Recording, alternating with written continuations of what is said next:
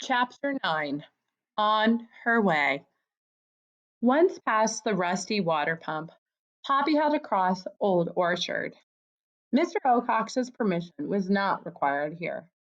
Even better, the grass was high among the old twisted apple trees, providing good camouflage. Here and there, delicate pink lady slippers bloomed. Berry bushes were heavy with fruit. Bluebirds, jays, and warblers flitted by. Grasshoppers leaped about joyfully. Oh my, Poppy murmured as she rested halfway across. It's too nice a day to be worried and sad. She was sitting beneath the shade of a snowberry bush, nibbling on a succulent dandelion stem. Above, only a few high-flying clouds floated in the blue sky. The graceful drift of clouds reminded Poppy of her sweet desire, something she had never told anyone, not even Ragweed. She suspected he would have teased her. Once, when up in the Gray House attic, chewing through some old magazines, she had come across pictures of the old ballroom dancing team of Ginger Rogers and Fred Astaire. Here the couple dipped, then they soared. Here they spun. Poppy was enraptured. From that moment on, her greatest desire was to be a ballroom dancer. Oh, to glide effortlessly across the floor in the arms of a handsome mouse. Forgetting everything for a moment, Poppy plucked a pair of lady slippers and fitted them to her feet. How cool, how soft and delicate they were, as if someone were kissing her toes. She jumped up, lifted her arms, flexed her paws elegantly, she hoped, leaned her head back, fluttered her eyes, and twirled about just as in the pictures. Round and round she spun. Suddenly, as if a voice actually whispered in her ear, Poppy recalled something sweet Cicely had told her many times, that the only live mouse is an alert mouse. Feeling alarmed and embarrassed, Poppy promptly kicked off the lady's slippers, scampered beneath the protection of some stinkwood, and scanned the skies. Yes, she must keep on guard, even though Mr. Ocox was probably sound asleep. Mr. Ocox was not asleep. He was flying over the marsh in the direction of Bannock Hill. Though working daylight hours displeased him, he was convinced it was necessary. Ever since Longworth had requested permission to move some of the mouse family to Newhouse, Mr. Ocox had been uneasy. He kept wondering about the mice. Had they discovered what he had discovered? Did they know something he did not? He knew the reason they gave for moving to Newhouse, but were they telling the truth? And then there was Longworth's daughter, Poppy, who had escaped him twice. The effrontery! How had she done it? The owl kept asking himself. Did she possess special skills? Why had Longworth brought her to that meeting? Was it to mock him? Was she going to take over from the old fool? And why did this business in Newhouse and the matter of Poppy occur at the same time? Was it just a coincidence?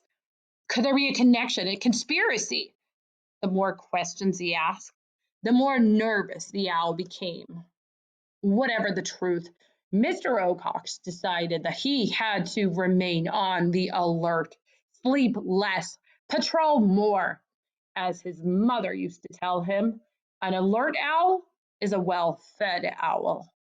In particular, he must keep his eyes open for that mouse, the one named Poppy. Scampering from bush to bush, Poppy soon reached the banks of Glitter Creek. There she stopped to gaze nervously at the far side and the towering trees of dim wood forest. Her first task, however, was to get over the water. At the spot where she stood, Glitter Creek was as wide as the length of Grey House. Usually the water flowed with tranquility. Not now.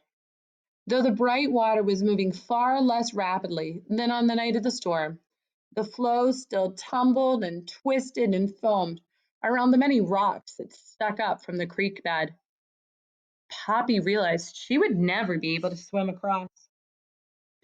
She could walk downstream and cross the bridge, but the bridge was situated exactly where Mr. Ocox had his watching tree, the last spot she desired to revisit. No, as Poppy saw it, the only way for her to get across the creek was from jumping from rock to rock. She climbed a tree stump for a better view and then set about figuring a route. Though it took a while, she found a path that required 14 jumps. The only problem would come on the ninth. On that rock, a turtle was sleeping. Even so, she thought she'd have enough room to make a quick landing and leap away. The turtle might not even notice. On the creek bank again, Poppy crouched, ready to take her first jump. Just as she was about to spring, she stopped. Once over the water, how could she return home? Even as she hesitated, a breeze fluttered Ragweed's earring. The tickle it brought reminded Poppy of the reason for her mission.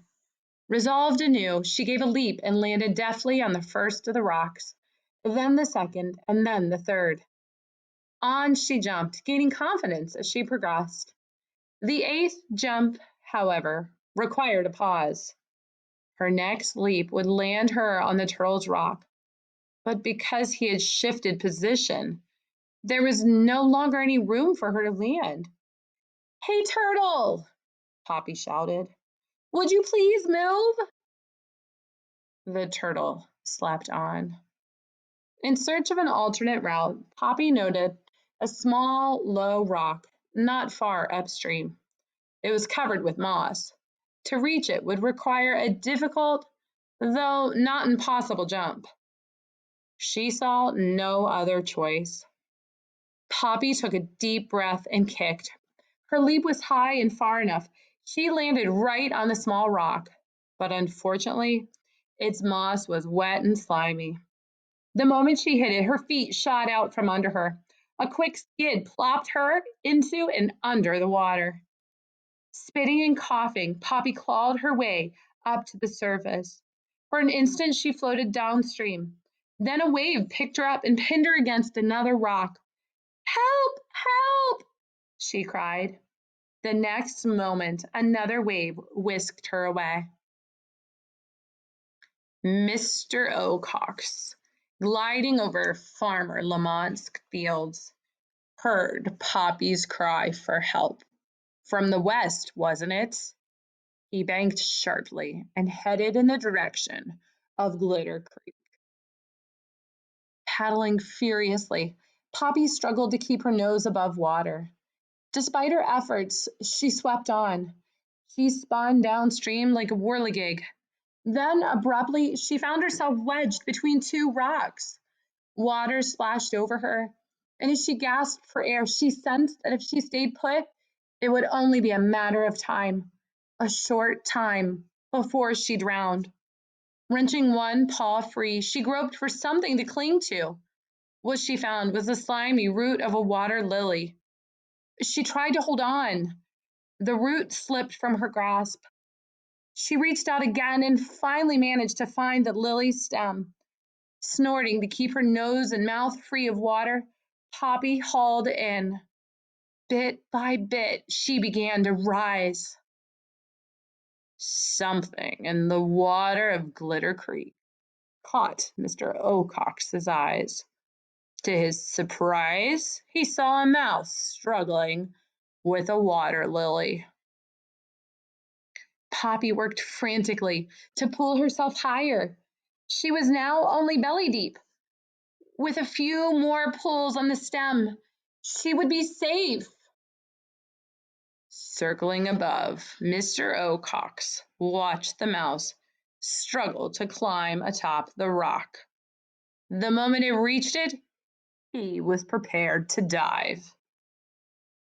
Poppy nearly had her footing on the rock when the lily stem snapped.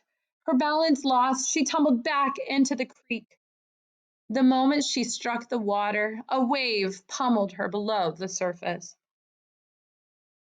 Just as Mr. Ocox dived, the mouse he was watching suddenly dropped into the water. When it failed to reappear, he assumed the creature had drowned. His patience frazzled. He pumped his wings, rose on a gust of air, and turned toward Newhouse. A day had passed since he had been there. He needed to check it again. Poppy, desperate for air, bobbed to the surface like a cork. Once again, she was swept along. Her strength was ebbing. Desperately, she sought something to hold on to. She found nothing. Down the creek she went. Then the creek widened. The water grew less turbulent. Aware that this was probably the last chance she'd have to save herself, Poppy summoned her remaining strength and began to swim frantically. Slowly, painfully, she pulled free of the stream's main force. She bumped against a stone, then ricocheted into a calm backwater. She stretched her hose down and touched bottom. Half crawling, half swimming, she clawed her way up the creek bank. When she reached the grass, she flung herself down, coughing violently. For a long time, Poppy lay on her back, eyes closed, capable of only gasping breaths. Then she rolled over and threw up the last of the swallowed water. At last she gave a shuddering groan of relief. On the northern edge of Dimwood Forest, Mr. Ocox found a branch that allowed him to observe Newhouse without being seen. From his perch, he looked past a dirt road, an old barn, a cornfield, a salt lick, and a lawn. What he sought was something else, something he last saw in the new barn next to the house. When he saw it again, he gasped. It was still there. It must be living there.